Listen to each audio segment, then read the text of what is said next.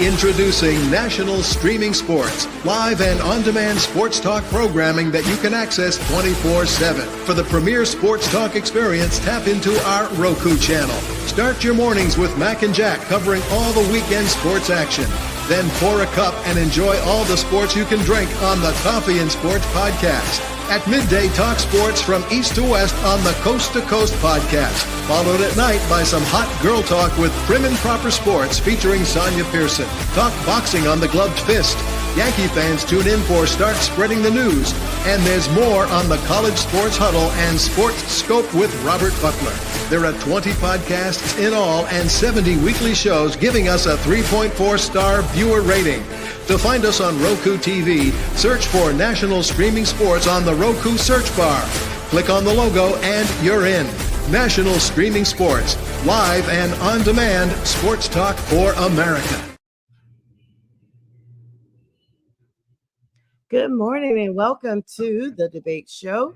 I am joined with Jack Hirsch and James Martin. Good morning, gentlemen. How are you guys? I can give you an original good morning, Sonia. Good morning. Yes. Listen, I've got I'm trying to get my camera here together, but this is the debate show. Of course, we do this every Saturday, 8 a.m. with the guys.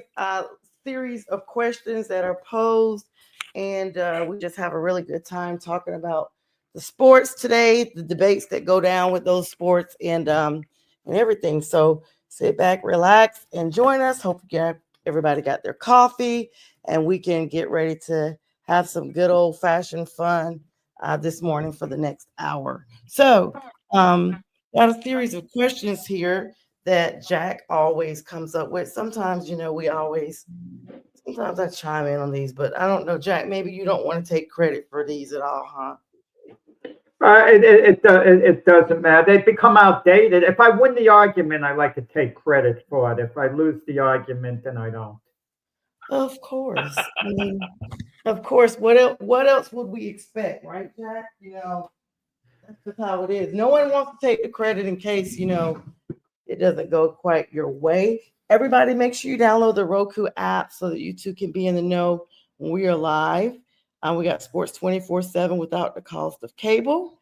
And just a big thing we do here. Now, the first question we're going to come up with, guys, for today is who will win tonight's game between the Knicks and the Pacers? Of course, that's been a back and forth game. Some people came in with their ideas already kind of set up that, hey, there's no way this team or that team will not get to where they are. It's going to be a sweep, et cetera, et cetera. But in my words, the Knicks have refused to lay down, guys. So that's the first question that we'll start out with here. Who will win the series tonight? Well, I don't know. Can you say attitude? They refuse to lay down. They're down 3-2. I mean, I wouldn't be getting overly excited saying, oh, what heart the Knicks is showing. I mean, they didn't close out game one, which is an utter disaster, which if they lose the series, those games come back to haunt you. We said that in earlier shows. It's the early games in the series where you let a game get away. That's the one that comes back to bite you. But we all tend to focus on the final game. And look, Indiana has to be favored tonight down their home court. I mean, if you're looking at it unemotionally, Indiana's going to be up for this game as well. It's as if it's a seventh game to them, because if they lose, they go back to Madison Square Garden. Of course, they can win at the Garden like they've won the first two games, but they lose their advantage if they go back to Madison Square Garden. So it's advisable they close it out tonight, because if the Knicks get to a seventh game, I mean, they're going to be psyched to the hilt with their fan base, because they're going to see the finish line. We could actually get there first. And with that said, I think the Knicks are going to win tonight's game. I think Indiana is going to come out firing. They're going to get off to a decent start. But I think the Knicks will persevere in this game. And I think the Knicks will win only for the reason because I think they're a slightly more talented team. I think the personnel is just a little bit better than the Pacer personnel. But this is going to be a different Pacer team from Game 5. And I hope the Knicks are smart enough to realize in their coaching strategy. And, Halliburton's going to try to go off in this game. They're going to set up plays for him. He's going to do everything in his power to have a big, big game. So I hope they really focus on him. And if I'm Tom Thibodeau, I would make a bold move. I would put Landry Shamet on him, just to guard him, especially the early going, and this way it would help keep, Brunson out of a little foul trouble and so on. But it's going to be a terrific game tonight. I think it's going to be an absolute barn burner in which the Knicks are going to prevail like something like 129, 127, a high-scoring wild game. But with that said, I picked the Pacers in 7 games, and as much as I hate to say it, I could see the Knicks winning tonight and then the Pacers going back to the Garden and winning a Game 7 there. Because as we've seen this playoff, guys, teams can win on the road in the modern NBA, and they do. Yeah, of course, the Knicks have a really good record on the road. I think they're 6-2 in the postseason for their games. J-Train, do you agree with that, or do you have an adverse opinion? Definitely an adverse opinion. I just, as we talked last night, I mentioned numbers. I just don't see teams that go up 3-1. It's rare that you see a team lose the series in a 7-game series. 4.4%. That number is really drastic. Now, Jack, what he said feeds into that, is that Indiana will win in 7, but that's taking way too much of a chance to lose the series, because if the Knicks, if they win tonight, they have momentum going into the next game and they go home. And I could see them winning the series, but I just don't see that. I think the Knicks had a really good game the other night, and they were able to shut down Halliburton. But you can only hold a really good player down for so long. I don't think that they have. I think the plan that Tom Thibodeau has in playing those players way too long, it hit a wall. They just come off of a series playing a very tough Boston team, and they had a tough series against even though they won that series, but they had a tough series against Detroit as well. I just think that this team moves too fast. The Pacers, like you mentioned a couple days ago, Sonya, that with the pace punch, that's just literally who they are. I'm pulling for the Knicks. To be honest, believe it or not, I'm pulling for the Knicks, especially because it was Max team. But realistically, I just looking at everything here. I just don't see them going into their home field, losing home field advantage with this game to close it out, so that they go face a bit more, even more formidable team in OKC. I just to try to get that taste. I think Halliburton has a taste of that blood, or getting to the finals is there. They just, especially, I know Jack doesn't like this, but in the beginning of the series, the guy put a choke sign. They want it. I think they want it more. I think they want the game more. They lost that last game, but 4-2 it happened. And I just think that they're going to go home tonight, and close this series out. Yeah, good morning to you, Brent, of course. The odds are looking at the Pacers being favored to win at home and close out the series. Tip off tonight, 8 o'clock. Sometimes teams, for some reason or another, take that risk of bringing it home so that they could try to close out with their home crowd and get all that camaraderie. Good morning, Richard. I'm kind of torn on this one. I know what the stats say, and I know how difficult it is to come back from 3-1 at a minimum. Let's just put it like that. I know what that's like. But then, and I've always told Jack, in certain situations, it feels like it's delaying the inevitable.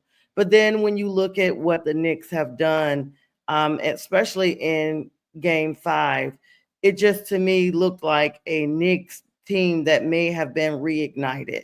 Even if for a small flicker of a flame, I feel like the Pacers just gave them just a little bit of spark left, like, hey guys, we still have a chance at this.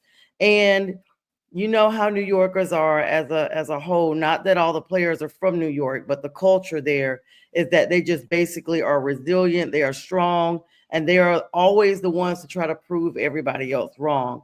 So with that being said, even though the 3-1 deficit is always one of those things that's out there, and now basically, what is it, 3-2 games? I mean, they basically came back.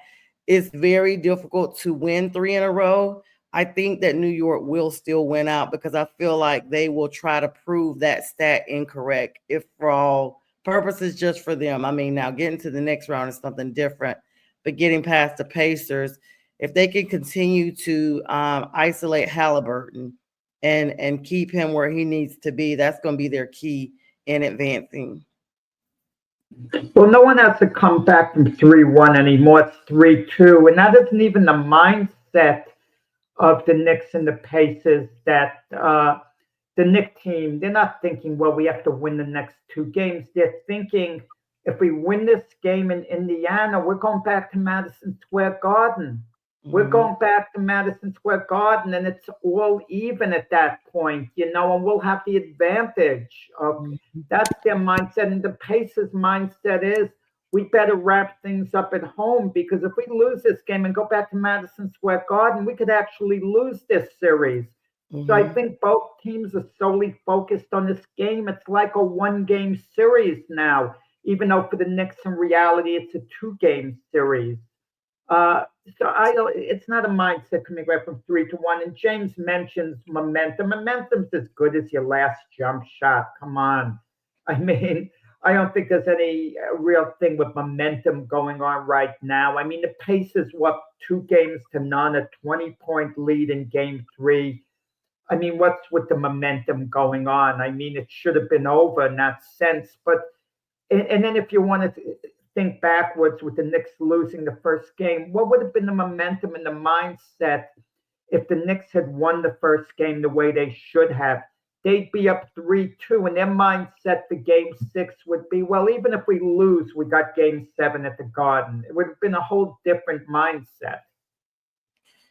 Yeah, I mean, I look at, you know, y'all don't always like to hear it, but sometimes stats are right. They really are. I mean, the home court advantage that the Pacers have at Gainbridge Fieldhouse, they're 5-2 there, guys. They're 5-2 at home in the playoffs, so they're very similar to what the Knicks are on the road, and they are motivated to close out in front of their, you know, their home crowd, because if not, game 7 literally is it. Like how the Knicks are feeling tonight is how both teams will feel if this game goes down to a game 7.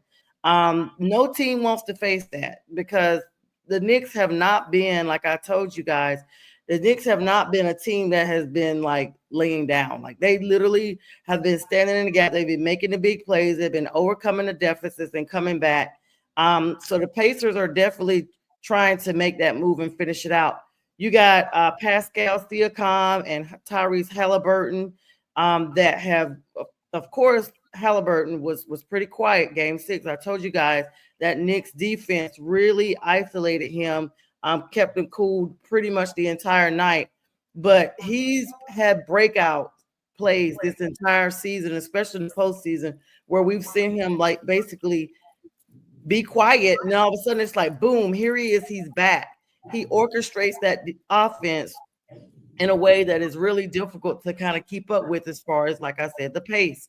Siakam, on the other hand, he's been a consistent scorer for that team. So he's the second part of that. That's an A and B of basically keeping the Pacers where they need to be. But they're both players are very aggressive, and they're going to play really, really hard. This is going to be an even tougher battle tonight for the Knicks than the other games, in my opinion, because this is a do or die battle right here, right now.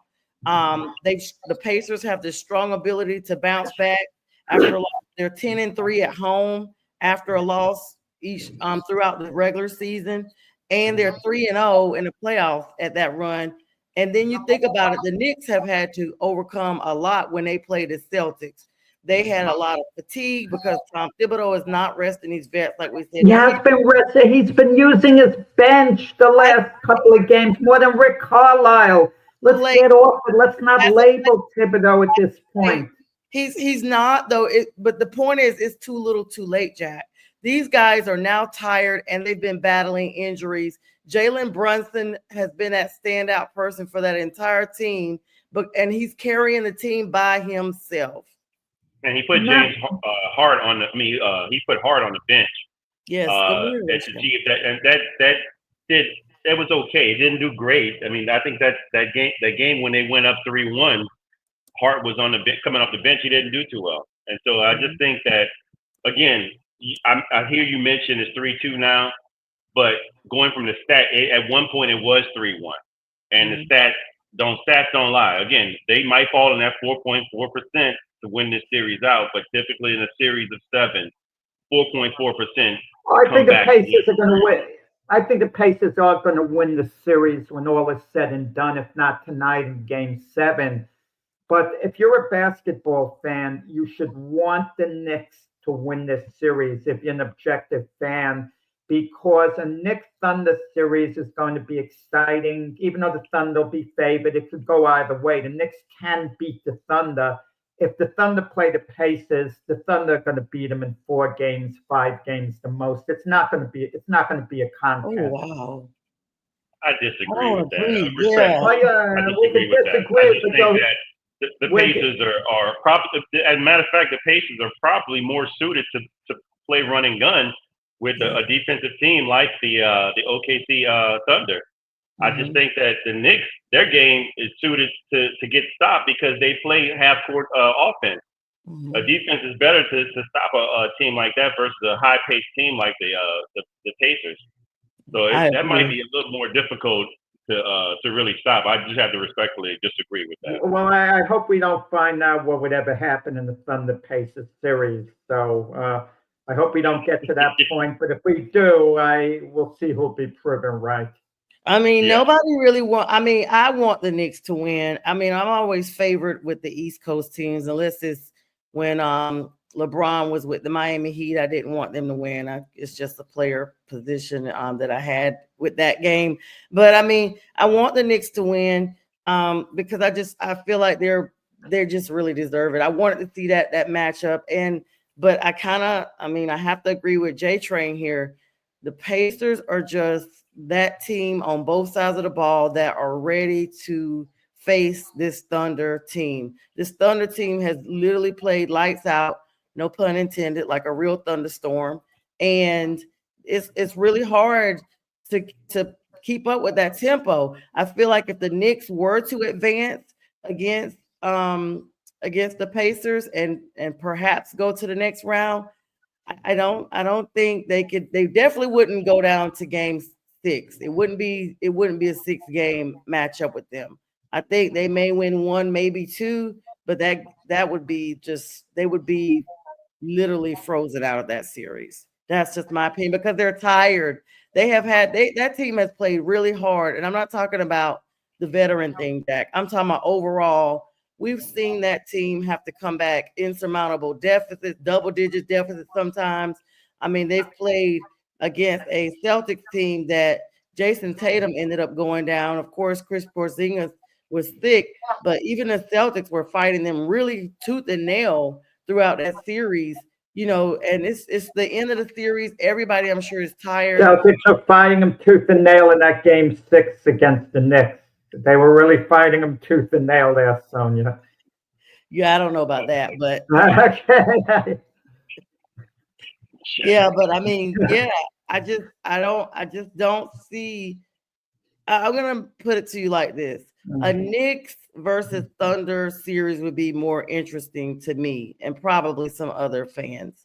I don't know. It would be better for basketball because if the Thunder won, it would be their first championship in franchise history, and if the Knicks won, it would be off the charts. So it would be great. And Indiana's never won an NBA title. Between them and the Thunder, that doesn't have the national buzz, I think, that the Knicks Thunder series would have. But let's see. I think the Knicks are going to eke out a win tonight, and the exhaustion part of maybe coming back. Like James is saying, you're saying, Sonia might hit him on a game 7. I picked the Pacers in game 7 going in, and I'll kind of stick to that. Yeah, good morning, Little Holmes. I hope you're doing well. I mean, it's literally a toss-up. That's a really good question, Jack, because that question literally could be answered either way. Let's move on to our second question here. It's also NBA related. Let me stick to current news, and then we'll flip back to this other NBA question that we have. Is Anthony Edwards overrated? Of course, he's home right now licking his wounds, declawed and deferred by the Thunder, who have electrocuted him as the Minnesota Timberwolves. Had some personal stuff going on off court that was not so good this season. You guys know how I always talk about sometimes your personal can affect your professional. And I don't know if that's what happened in this situation, because that hype is still going on with that situation, him off court. Or is this a situation that he's just overrated as a whole? I mean, he has offensively struggled. We saw him not go for some of these jumpers that he's known to go for in these postseasons. Or is it the fact that he just, played a better team and they finally, got the lead up on him? Yeah, Anthony Edwards is overrated, even though I like him a lot. I think he's a good team player. He gives us all on the court, his off the court stuff I don't even want to comment on. I'm focusing on him as a basketball player. He doesn't seem to be a diva. He doesn't seem to act like he's entitled. He seems to try to be a leader. And the Timberwolves have had success with Anthony Edwards. They've went to the Western Finals twice in the last 2 years. They went to the finals. They've been in the Final Four 2 years in a row. I mean, if this were college, we'd look at it a little different. Oh, the Final Four. So, but he's not this, superstar they're making him out to be.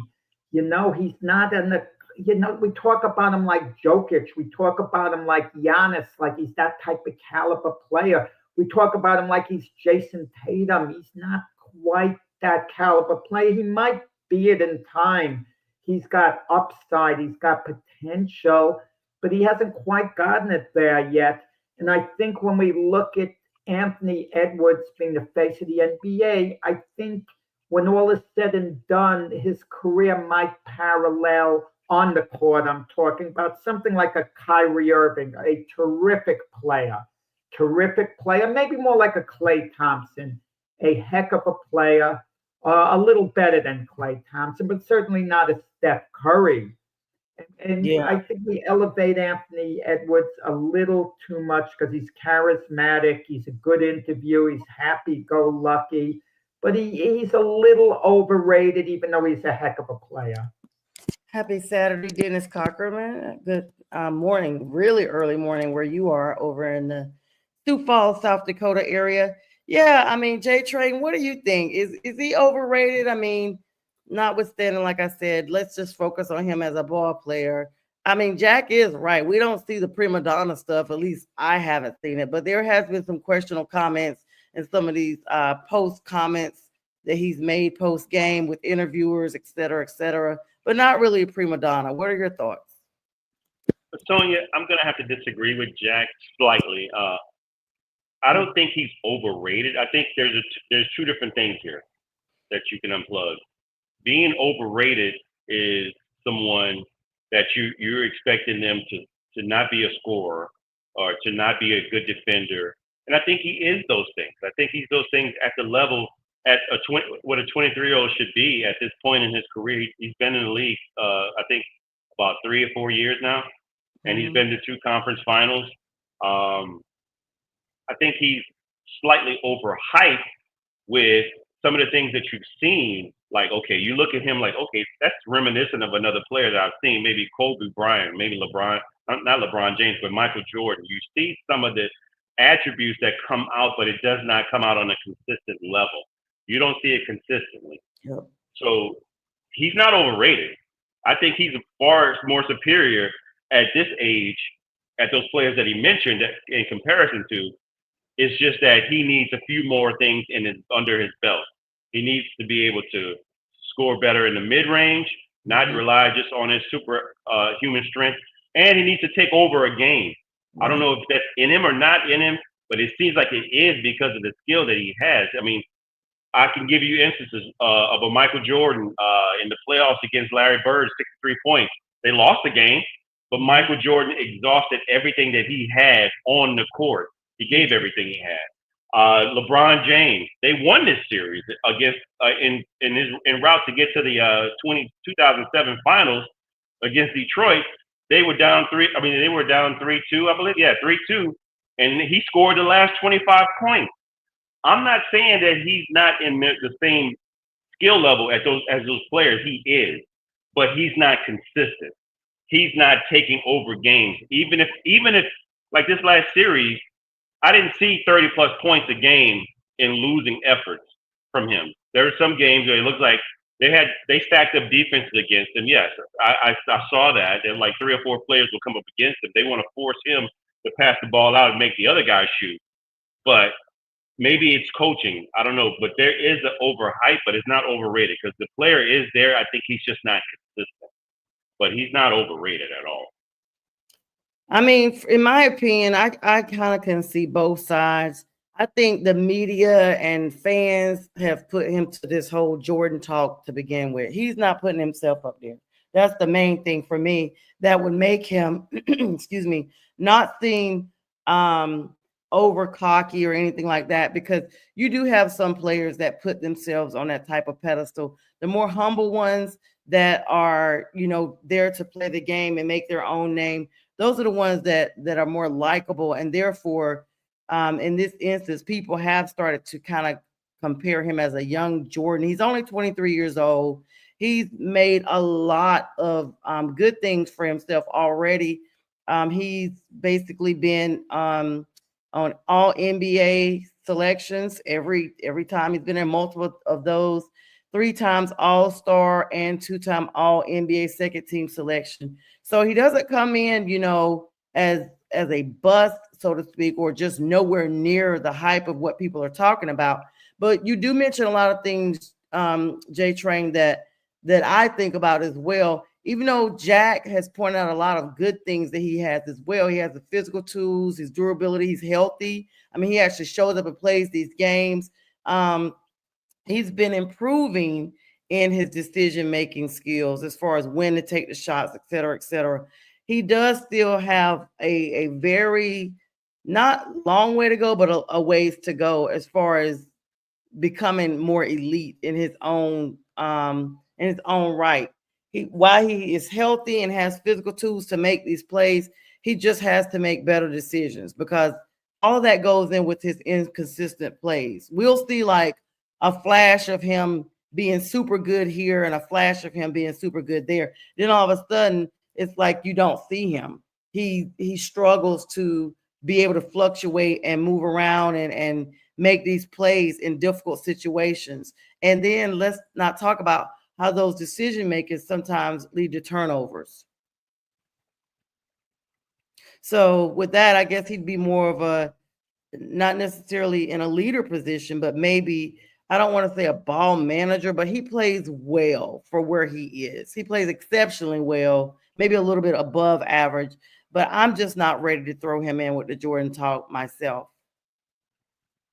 You don't throw anyone in with the Jordan talk, Sonia. I mean, come on. I mean, if you want to make a Jordan LeBron comparison, people make that all the time. That's fine, but beyond that, we don't make Jordan comparisons. I mean, how many Kobe Bryant's an all-time great, but if you ask 10 basketball experts who they take, Jordan or Kobe, push comes to shove, odds are all 10 would take Jordan, even though he might just be marginally better than Kobe, and you could argue that it's very close, but it's what it is. We'll see with Anthony Edwards going forward. I mean, he's a heck of a good player, but we're just talking about, is he top 10 in the NBA now? And he probably falls a little outside that range. He's probably about the 15th best player in the NBA, or maybe, anywhere 12 to 15, at this point. No way. Wow. He's in the top 10, Jack.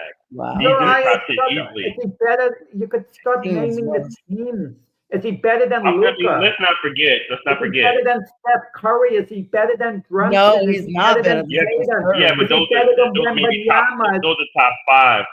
I mean, I you am can give me naming 10 more players. than 5. Once I get to 6 or 7, you're going to tell me those are top 5.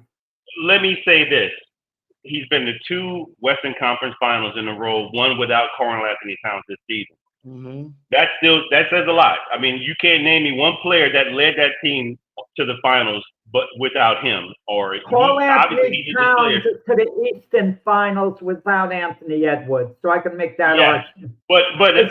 But you can't make that argument with a Jalen Brunson on that team. And there's no Jalen Brunson on the Timberwolves team. There's no I would say no.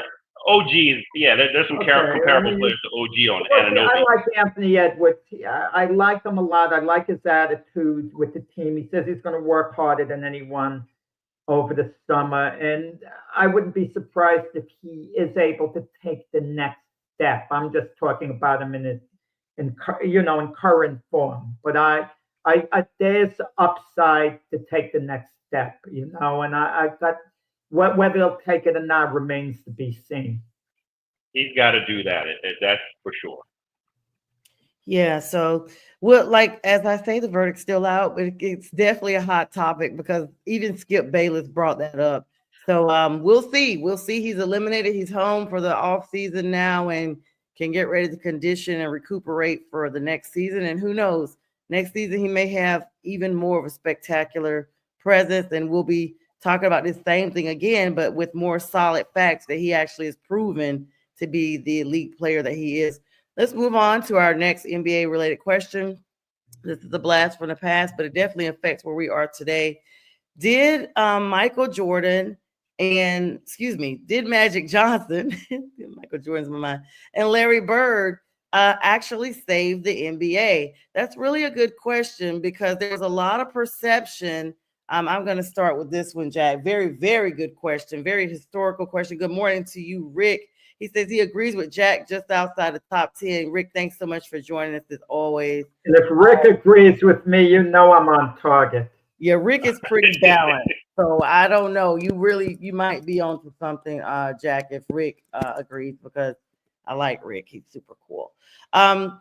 Before this is the thing. Before the Larry Bird, Magic Johnson, the NBA were dealing with a lot of struggles. I mean, a lot of them were racially, racially motivated, I guess, racial related at a minimum. People had known that basically they were saying the NBA was too black and associated with a lot of drug problems, which alienated a certain segment of the audience as far as fans and things. Then they had financial difficulties. A lot of the franchises were struggling financially because they were literally thinking about either being on the verge of bankruptcy or relocating. I mean, we've seen teams even in modern days since the Bird Magic time of relocating. My Charlotte Hornets being one during the time I can remember. And now, of course, they're back. Low TV ratings. People were just not watching the finals. It was just, they would show them like a tape delay, just all types of stuff. In 1981 was a key example. The NBA finals had the lowest ratings in league history at that point. And then if you look at the mainstream appeal, it just was not a mainstream thing for people to be talking about the NBA like they are now.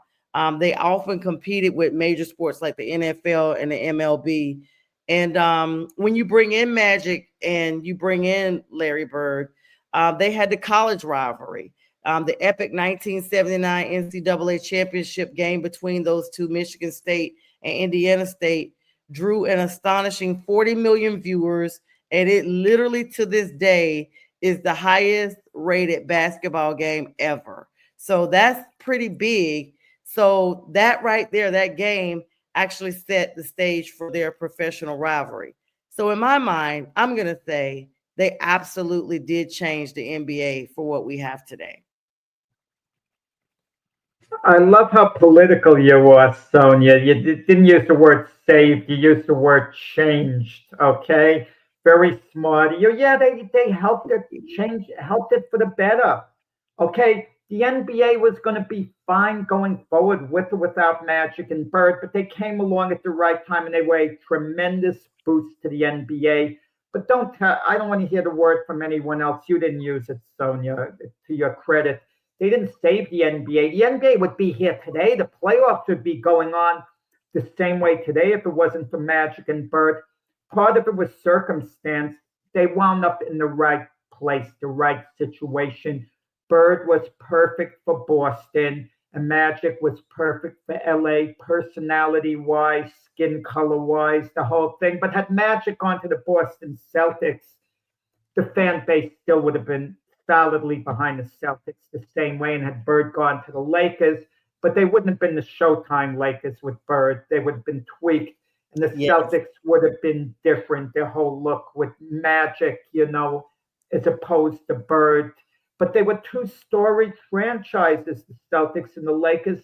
Before Bird and Magic got there, they had, I don't want to call it a rivalry because the Celtics always won, but they had that tremendous familiarity, with Jerry West and Elgin Baylor, Wilt Chamberlain, coming up short against Bill Russell, John Havlicek, Sam Jones. They had this awesome competition going on, even though the Celtics always found a way to prevail. And they definitely, Magic and Bird, were incredible for the NBA. Did they mean more to the NBA coming onto the scene than Jordan did? Yeah, you could make that argument. I'll go along with that. But, it's like what Muhammad Ali said when he boxed. He said, boxing's going to be dead. No one's going to be interested in it when I leave, blah, blah, blah, blah. Even though the sport had been going on for decades and decades and decades before anyone ever heard of Ali. And then when Ali left, within the decade, Tyson came along. So if we never had a Muhammad Ali, boxing would have been fine. If we never had a Bird and Magic, the NBA still would have been fine, but they were perfect at the time they came along, and they meant a tremendous amount to the history of the NBA. I'm not selling them short. Don't get me wrong. I just get mad when people use the word that I've heard a lot of times, saving the NBA. They didn't save the darn NBA, Magic and Bird. The NBA would have been fine, even though they meant a tremendous amount to the league. Tremendous, maybe more so than, as a duo, they meant more so than any one particular player who came up. They meant more than Jordan later on as a duo, Bird and Magic, I think. You agree, J Train? I don't know. Look, the NBA was having problems before this rivalry came, and they were having less viewership. They were having issues with drugs being a big part, people not watching because of that. They were going through the merger with the ABA. A lot of things were going through a change at that time, and so I think that the rivalry did help boost viewership. It helped boost all the issues and to get away from the issues. But I don't think they saved it either. I will have to say they didn't save the NBA, but they changed it. They changed how things were done. Adding some of the different players. The different players that came from the ABA, like Julius Erving, George Gervin, different players like that coming over that were like different style players. They were flashy. They dunked. At one point, you couldn't dunk in the NBA. No. So things got a little, the 3-point line, the addition of the 3-point line. It got better. It got a lot better. But to me, I'm going to go a little bit different angle here. I don't think the NBA was changed, but it was more revolutionized. And who was it revolutionized by? To me, the NBA has always shown one player to be a face, not two, not a rivalry, but one player. And Michael Jeffrey Jordan was that guy when it really started. Had the NBA had Julius Erving when he first came into the league, I think it would have been the same, because you're looking at the type of player that Julius Erving was. He was sort of flashy. He was cool off the court. He was cool on the court and just a dominant player. But you didn't get to see a lot of it in the ABA because they didn't play a lot of it on screen. A lot of it was by legend and hearsay. But Michael Jordan, when he came into the league out of UNC, you automatically see what's going on. And the NBA automatically say, okay, we got to market this guy. This guy revolutionized how things are done with the NBA, not just the NBA, but sports in general. He got with Nike. Nike was a terrible brand. It was meant for running. It wasn't for basketball shoes. Jordan changed that. Jordan changed that, and everybody wanted Jordans, those shoes. That brought them international. The NBA wasn't international prior to Jordan. It became international. And so he not only he didn't really stay, but he revolutionized it to the point where it never went back to those issues they were having, because everybody wanted to be like Mike. I wanted to be like Mike as a kid. I had a pair of Jordans when I was a kid. When I bought my own money that I worked for. Yep. That's how much that's how I got much this guy changed the game. Because I had to work to get those shoes. Yeah. And I'll tell you, back in 1992, $128 was a heck of a lot more to me on a $4.35 an hour job. Yes. You don't want you shaking your head. I'm just telling you, he changed the game, Jack. He changed it. He changed it to where you're not going to look at it. I mean, he brought a Kobe Bryant behind him as well, became the face of the league as well. A LeBron James that became the face. Kobe never became the face of the league. Kobe never quite became the face of the league. Not quite. He shared billing with Shaquille O'Neal, kind of, with the Lakers. I would say he did, but he came into his own at that point when, the 08, that time. LeBron was the face during that time. LeBron was the face during that time. Yeah. LeBron still is in certain ways the face. James, I mean, I got to investigate, because that's not what I heard. You getting the Jordans. I mean, I heard you got the Starberries. So, Yes. Ask her for $14, right? Yeah. How much did those heard you got the Starberries? You spent $14. They were $14. Wait, so you spent $124 for Jordans, and listen. Me too, Jack. I was a tomboy, and I remember working where I was working. I had got a work permit when I was 14. I always worked at this grocery store all the way out. I always had a job, and that was the first thing I did. I went and got the boy versions because I wanted to make sure they looked as close, because I felt like the girls were not. They wanted to try to. They just were different. So I remember, and literally my grandmother and my dad were like, if you want those, you will work for those. We are not buying those. That's light bill money. That's light bill money where I come from. And it was. I mean, I was reared by my grandparents and my father. So it really was. Times were hard. And so they couldn't believe I did it. But that's what I wanted. They were like, you could have used that money for, a bill. But I mean, I'm a kid. It's 92. We're juniors in high school. James and I are the same age. I literally, as he was saying that, I'm like, yes, that's me. That's me. But they revolutionized it. Jordan and Bird revolutionized and laid the groundwork for the deals we see today, the NILs, everything like that all traipses back. So it's so much more than the NILs. That's you're stretching too far back. That doesn't. I don't know. That had nothing to do with the Jordans at all. Everybody started paying attention to athletes after Jordan got this big deal with Nike. No, I mean, it was a shoe thing that was going on, but that's so long ago with the Jordan shoe deal, and the NIL was pivoted to where we are today. Look at Gatorade, look at Power. Right, and Abe Lincoln. I think Sonya probably means endorsement. I can make something up like that. They all that to me was the beginning of it for other endorsements. For sure, I agree with the endorsement for sure. Look, there were tons of endorsements athletes were doing before Jordan. But look at the money behind it. The amount of money that came. Yeah, the money behind it was like that Jordan got, and then many years later, some other athletes would cash in with good shoe deals. But they're rare even today, where athletes make a fortune on these shoe deals. Good morning, one ass cheek, three toes. Good morning, UB. Good morning, distinguished panel, and good morning to Paul. He says, especially Sonya. Thank you, Paul. I'm so glad to see you guys both on here. I don't know, Jack. You just didn't have any Jordans, and it's okay. You didn't. I consider Wearing your getting, Buster Browns, we getting get it. one of those shoes that, where you pump it up, where you could jump higher. Yes, those were Yeah. oh my God, when they came out with Reebok.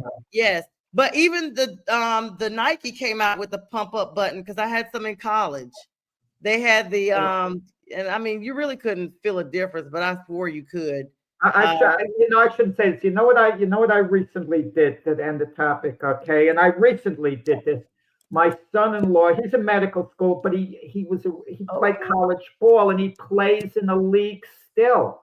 He finds the time to play in a league, and he was talking to me about the old timers. Maybe they couldn't quite keep up with the modern guys. You know what I did? I bought him a pair of Chuck Taylors. The time that what the old timers used to wear, and I'm insisted he wears them when he plays a couple of games, and he's going to see what it's all about. To run up and down the court and start jumping. Those things make your ankles hurt. Those things. Oh well, that's not all the old times. Those were the elite shoes at the time. Those were the shoes. I had some Chucks. Have a taste of what everyone used to wear. And those were the best shoes at the time. I had some Chucks too. I got them at the Converse outlet, as a matter of fact. Yeah. The Converse plant is there in it was there in Lumberton, North Carolina, and we had some people in my family that worked there, and so we would go and be able to get their little employee discount at the Converse store. Those Chuck Taylors, they bothered the back of my ankles. Like they were cute, but they did something to the Achilles area. I don't know. I didn't like them. All right, let's move on. Definitely a great question segment there. These are awesome questions, Jack. Very, very good. Let's move on to some football questions because I do want to get this one in, and then we have one more. Hopefully, we can squeeze it in. Are the Steelers? Because I'm gonna tell you, I'm almost like throwing up in the back of my throat right now just reading this question. Are the Steelers doing the correct thing by waiting for Aaron Rodgers to decide if he wants to join their team, join their team? I just want to add in a quick thing. I saw a Netflix documentary yesterday on Brett Favre, because you're talking about a former Packer quarterback, Aaron Rodgers. Watching this documentary, you can't come away but thinking that Brett Favre, what a sleazy guy. Totally sleazy guy, and based on this Netflix documentary I saw, and I'm going to leave it at that, But are the Steelers making a mistake waiting on Aaron Rodgers? I'm going to say no. And I'm going to tell you why no. Because their quarterback situation is addressed. They have a backup plan. If you don't have a backup plan, then it's a mistake. Look, they have Mason Rudolph. It seems like he was born a Steeler. When they drafted him in the 3rd round, he's been there a lot of years. He went to Tennessee 1 year. He knows how to run a Mike Tomlin offense. He knows how to manage a game. And they drafted Will Howard from the national champion Ohio State, Buckeyes, and as a quarterback, possibly in the future, possibly just a developmental project. We don't know. So they can afford to kind of wait it out on Aaron Rodgers. They have nothing to lose. If they force the issue and they said, give us a decision now, where does that leave them if Rodgers says no and they end it with Rodgers? There's nowhere else to really turn. Are they interested in Carson Wentz? And don't mention Kirk Cousins' name, because please, I don't want to hear about it. Don't mention Kirk Cousins' name because he has absolutely nothing left. And maybe Rodgers doesn't have anything left himself. We'll see. But they can afford to wait on Aaron Rodgers. That's the point I'm saying. It's distasteful as you might find it. I'll let J Train go ahead first. I think they are making a mistake waiting on him. I understand what you're saying. That's the logical way to think about it in regards to the quarterback room that they have right now. But Aaron Rodgers is the problem. And I think the Steelers put themselves in this position to have to wait, not making a position to where they didn't grab a quarterback, either in the 1st round or the draft, or they didn't take a quarterback in the free agency. You just made the mistake of saying, okay, we're going to depend on Rodgers and figure out when he's going to come. He may absolutely come there, but I just think that you're putting yourself in a position. You let one of your receivers go, who probably was a bit of a malcontent. but you don't have a receiver room that's like outside of DK Metcalf. You don't have a receiver room that seems to be like set up for a quarterback to come in and be successful. So I just think they might be in a bit of a not a midlife crisis here, but they might be having an issue where they're looking to say, you know what, it might be time for us to rebuild. It might be time for us to. We have a few players here, on our defense. We got rid of our running back. We didn't really replace him. Maybe we're trying to revamp to say we're going in the direction of that we might be rebuilding it. So it might be a slight rebuild here. And I just think that Rodgers is just going to bring more of a headache, and you're waiting on him. They're waiting on him for sure.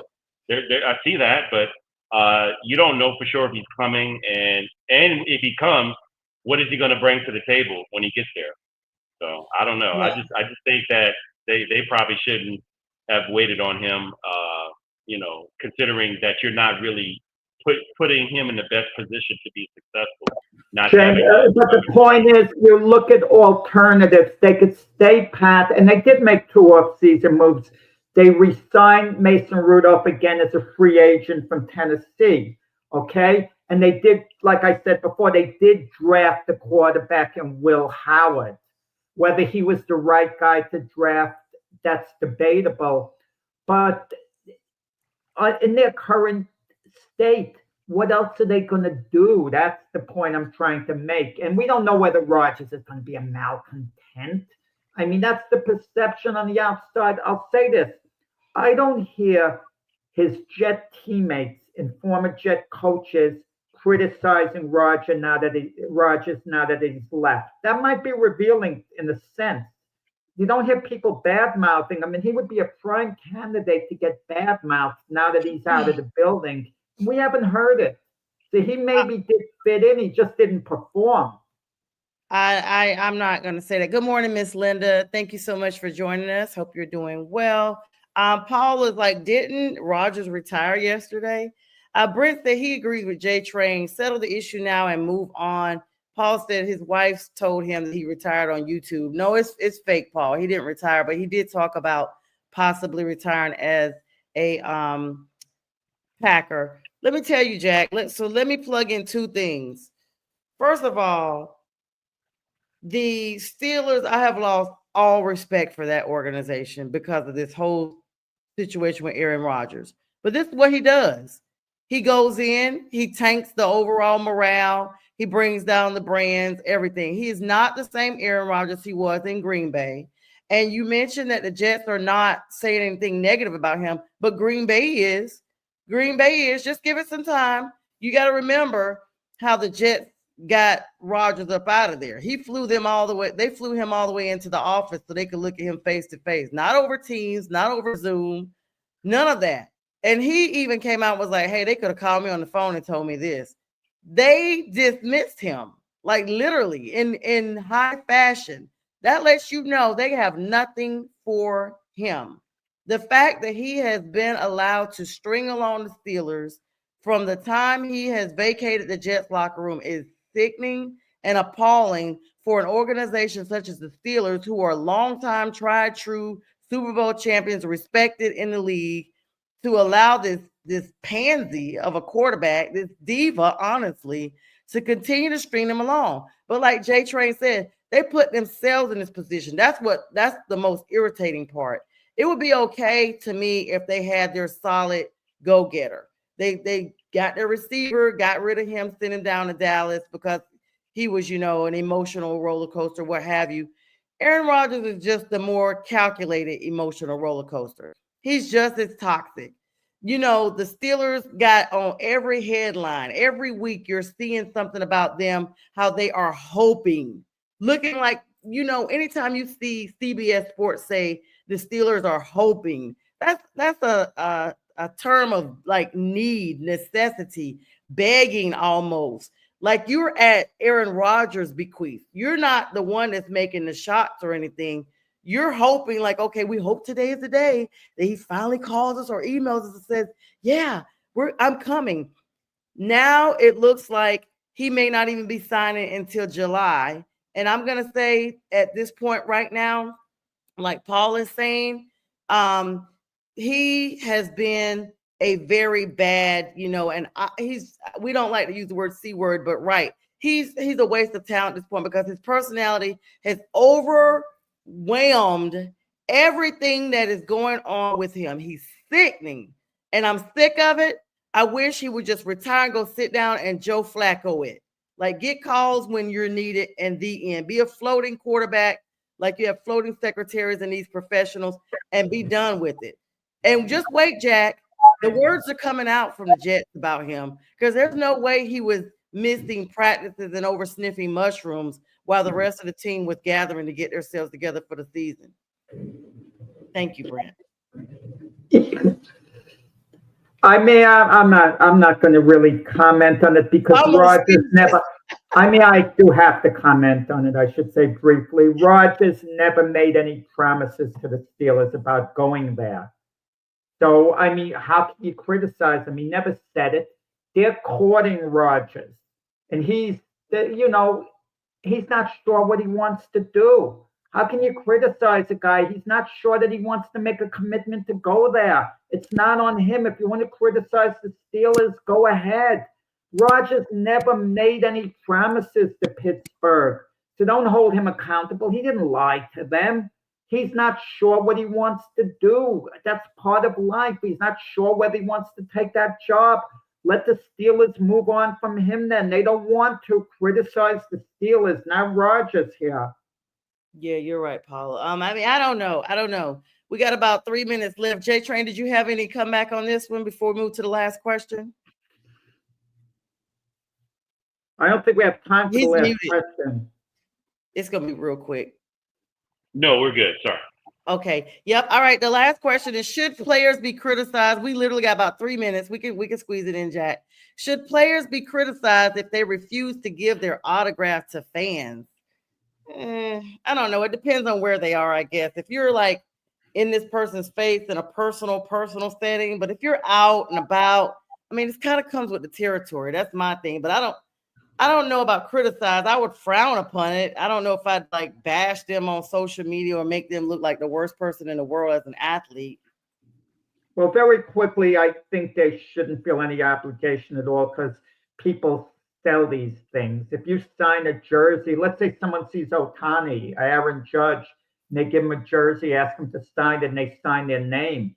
You know what they could sell that for? Oof. That's why athletes like to personalize things, make it out to someone in particular. And I think in this day and age, selfies are better than any autograph. Yeah. I think you should criticize a little bit because it's the brand, particularly if it's with children. They're looking at you. These are people that want to be like you. Like we mentioned earlier, wanted to be like Mike. And Mike was definitely one who wouldn't sign an autograph for sure. Yeah. But I just, I think that it's a part of the game. It's a part of the tradition. These people are your viewers. These people are your fans. These are people who they don't make you necessarily, but they're a part of that. And to just not give any autographs at all, I think that should be criticized to some degree because it's a part of it's what comes with the game.